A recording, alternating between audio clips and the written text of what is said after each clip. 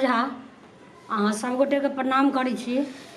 आइ हम अहाँ सबके बीच एकटा होली के तर्ज पर भगवती के गीत सुना रहल छी।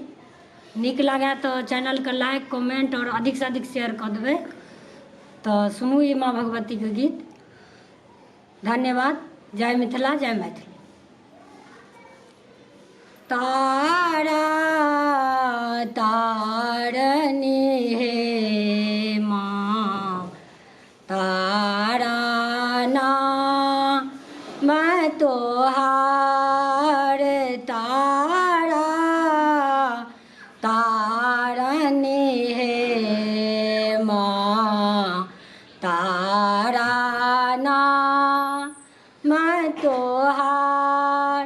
गंगा निकट साओ माटी कोड़ी लाएब, माँ केरा पीढ़िया बनब।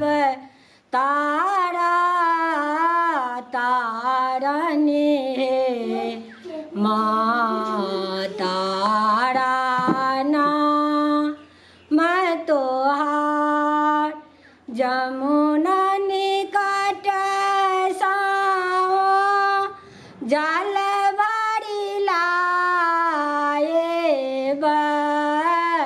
जमुना निकट साओ जल भरी लाएब। माँ केरा पीढ़िया निपैब।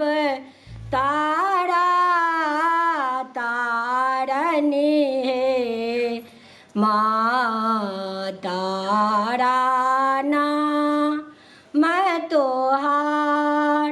माली फूल बड़िया सो फूल तोड़ी लाएब, माँ केरा सिरे पर सजैब।